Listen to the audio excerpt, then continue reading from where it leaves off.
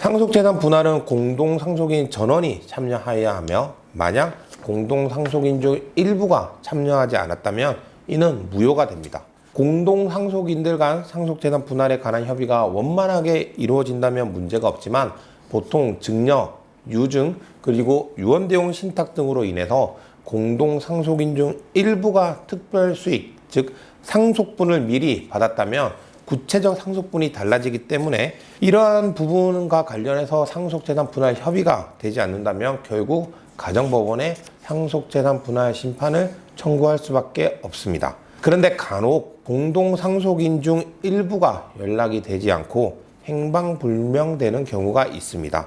이런 경우에는 공동상속인 전원이 참여할 수 없기 때문에 상속재산 분할 협의를 하기에 난감한 상황이 발생할 수 있습니다.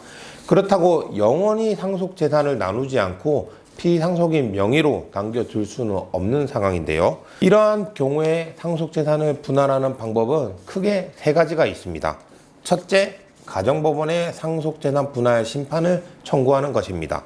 단순히 공동상속인의 주소나 연락처를 모르는 경우에는 가정법원에 상속재산 분할 심판을 청구하고 법원의 사실조회 등을 통해서 이 소재를 파악할 수가 있습니다.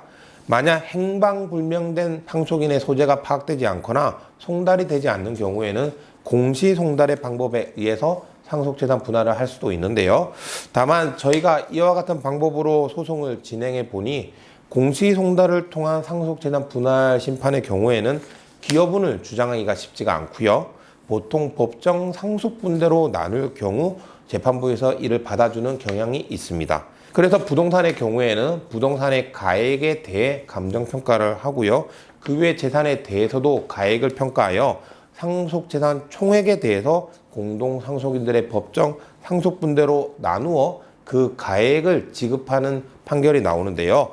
즉 상속재산을 처분하기 위하여 예를 들어 부동산의 경우 그 전체 지분, 명의를 공동상속인 중 일부의 명의로 하되 행방불명된 상속인의 경우에는 그 법정 상속분대로 나눈 가액을 이미 그 부동산의 명의를 가져간 상속인이 지급하도록 결정을 하게 되는 것입니다. 그리고 추후에 상속인이 나타난다면 당연히 그만큼의 가액을 지급하여야 하며 만약 행방불명되어 공시송달된 상속인이 이에 관해서 다툰다면 그 상속인이 추환항소를 하여 다시 재판을 하게 될 수도 있습니다. 두 번째로 부재자 재산관리인의 선임을 청구할 수 있습니다. 상속인의 존부가 분명하지 아니한 때에는 법원에 상속재산관리인의 선임을 청구할 수 있는데요. 부재자란 종래의 주소나 거소를 떠나 당분간 돌아올 가망이 없는 자를 의미합니다. 법원에 행방불명된 상속인에 대한 부재자 재산관리인, 상속재산관리인 선임을 신청하면 법원은 통신사, 출입구관리소, 법무부 등의 부재자의 소재를 파악을 하고요. 만약 부재자의 소재가 확인되지 않으면 재산관리인을 선임하게 됩니다. 이러한 부재자의 재산관리인은 친족 등이 되는 경우도 있지만 보통 상속인 등과 이해관계가 없는 제3자, 변호사 등이 선임이 되는데요. 다만 부재자 재산관리인이 선임된다 하더라도 부재자 재산관리인과 직접적으로 상속재산 분할 협의를 할 수는 없습니다. 재산관리인은 부재자의 재산을 보존, 관리하는 역할을 할 수 있기 때문인데요. 만약 상속재산 분할 협의를 하려고 하면 법원의 허가를 받아야만 합니다. 세 번째, 실종 선고를 신청할 수 있습니다. 실종 선고는 부재자의 생사가 5년간 분명하지 아니할 때 청구할 수 있는데요.